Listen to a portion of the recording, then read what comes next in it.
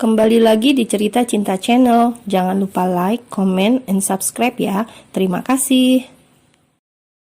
Esok harinya, seperti kemarin, tapi kali ini agak sorean. Langit pun sudah mulai petang. Asya kembali datang ke bank. Begitu Pak Han keluar bank tersebut, Asya langsung mendekati bapaknya. Asya menggelayut manja pada sosok pria yang tidak muda tersebut.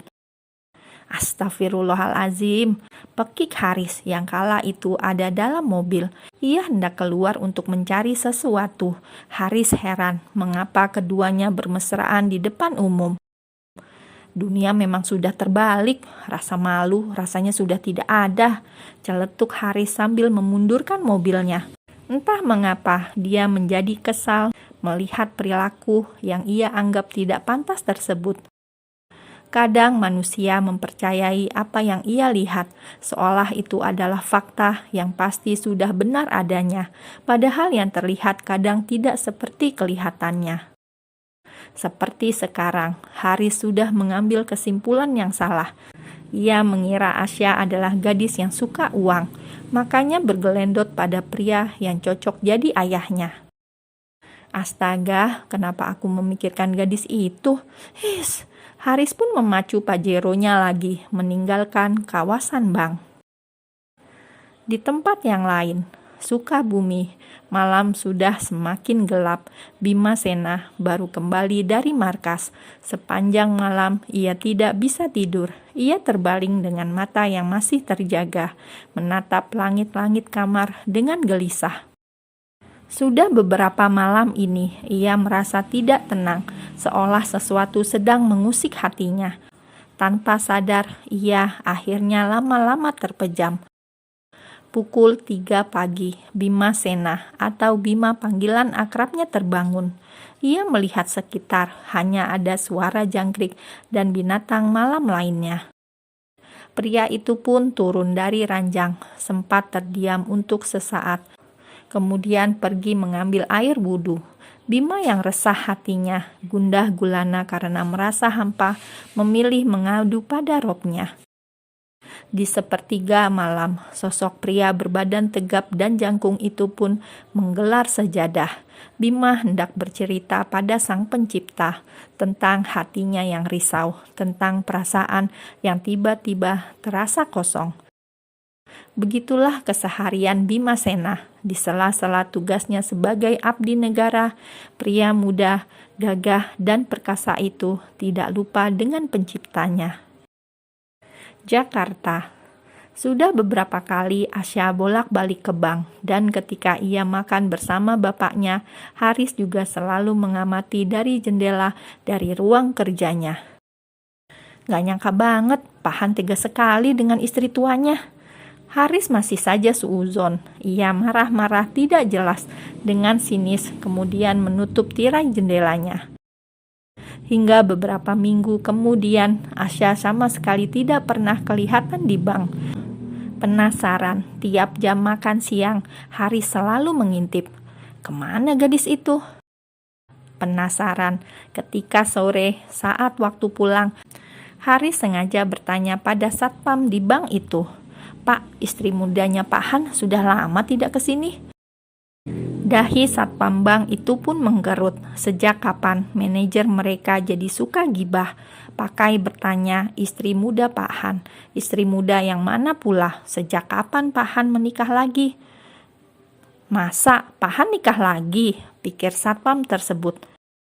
Maaf Pak Haris, Pak Han yang mana yang Bapak maksud? Ya salam, di sini kan cuma ada satu yang namanya Han. Cetus Haris tiba-tiba naik darah. Tapi Pak Han kan tidak pernah menikah lagi. Setahu saya istrinya cuma satu. Ganti dahi dan alis Haris yang menyatu. Masa Bapak nggak tahu istri mudanya yang itu, yang sering mesra-mesraan dengan Pak Han? Apa jangan-jangan selingkuhan? Astagfirullahalazim, tambah Haris sambil geleng-geleng kepala. Hah? Mbak Asya yang sering datang bawa rantang makanan? Nah itu, salah Haris antusias. Satpam tersebut langsung tersenyum. Bukan istrinya, Pak. Hah? Bukan istri? Selingkuhan? Lalu apanya? Pak Satpam hanya bisa geleng-geleng kepala melihat bagaimana Haris yang sudah salah paham pada Asya dan Pak Han. "Bukan Pak, itu Mbak Asya, putri ketiganya Pak Han." Jelek, maknyes. Entah mengapa ada yang tiba-tiba menyeruak masuk merambat melalui pembuluh darah dan langsung masuk dalam jantungnya. Setelah drama salah paham, Haris mulai kepikiran Asya.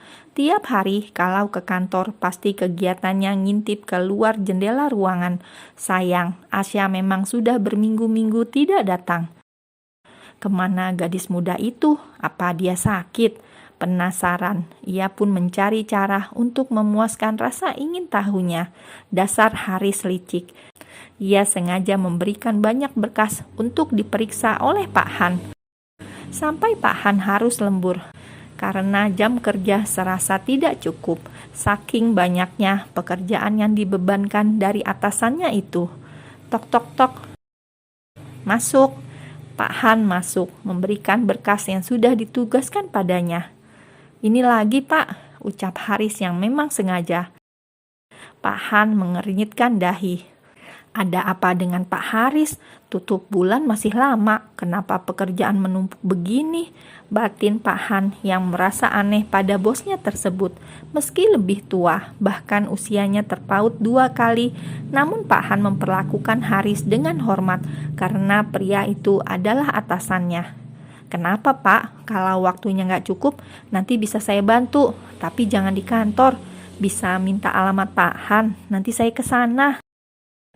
Toeng, makin bingunglah Pak Han. Kenapa atasannya di kantor malah mau ke rumahnya sekedar lembur? Sangat mencurigakan. Tapi karena Pak Han ini orangnya ekstra sabar, ia pun menuliskan alamat rumahnya. "Ini Pak Haris." Haris langsung tersenyum menang dalam hati. "Besok Sabtu sore ya Pak, saya ke sana." Dengan sengaja, Haris menambahkan lagi berbendel-bendel berkas di atas mejanya. Karena posisi jabatan ada di bawah Haris, Pak Han pun hanya bisa diam. Mungkin aslinya pingin getok kepala Haris. Sabar Pak Handoko, orang sabar rezekinya lancar. Sabtu sore, Haris sudah berpakaian rapi. Pria itu beberapa kali menatap spion, tidak lupa kacamata hitam, agar tampilannya makin oke, kece badai. Habis dari kantor, karena pulang setengah hari, Haris langsung meluncur ke alamat yang pernah Pak Han kasih. Entah mengapa, ia jadi sangat penasaran dengan sosok Asya. Perlu diketahui, meskipun manajer cabang di sebuah bank besar, tampan, kaya, mapan, soleh, Haris ini belum pernah pacaran. Hidupnya fokus pada sekolah. Setelah lulus dengan pendidikan terbaik, ia fokus ke karir, tidak mikir cewek sama sekali. Usianya kini 24 tahun, sudah punya jabatan, ya lumayanlah, padahal masih muda. Selama ini, ia tidak tertarik pada wanita. Begitu mengetahui kalau ia salah paham pada Asya, entah mengapa, ia merasa bahwa Asya itu jodohnya. Dengan semangat 45, Haris memacu Pajeronya ke kediaman Pak Han, sambil sesekali bersiul, tanda hatinya sedang riang gembira. Kok rasanya mau apel, tiba-tiba sudut bibirnya tertarik ke atas. Senyum tipis mencuat menggambarkan perasaan hatinya. Kediaman Pak Han, rumah sangat luas. Di depan ada pohon jambu yang cukup tinggi dan di sampingnya ada bangku panjang dari kayu. Haris sudah semangat sekali mau bertemu dengan Asya. Ia duduk merapikan rambutnya agar tampak klimis. Pokoknya mau tampil perfect di mata gadis incarannya itu. Klek! Ia membuka pintu mobil, menatap teras Pak Han. "Masya Allah, senyumnya manis sekali," gumam Haris saat melihat sosok Asya main ayunan di teras rumahnya. Asya tersenyum, tapi tidak padanya. Seorang pria keluar dari dalam rumah. Pria itu langsung mencubit hidung Asya. "Sakit mas," rengek Asya manja. Asya dan pria berpakaian seragam polisi itu saling bercanda gurau. Keduanya bahkan saling memukul, mencubit dan mengusap dengan sayang. Jangan kencang-kencang, Asya jatuh nanti Mas. Pria berbaju tugas warna coklat itu hanya terkekeh, tidak mau berhenti, malah mengayun Asya. Sementara di samping mobilnya, Haris sudah terlihat pucat. Wanita cantik, mana ada yang single, gumamnya sendu. Karena Asya berisik, Pak Han pun keluar, ingin melihat putrinya. Malah melihat mobil Haris. Pak Haris?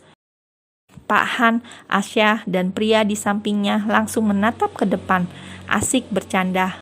Mereka berdua tidak menyadari ada tamu yang datang. Asya siapin minum. Iya Pak.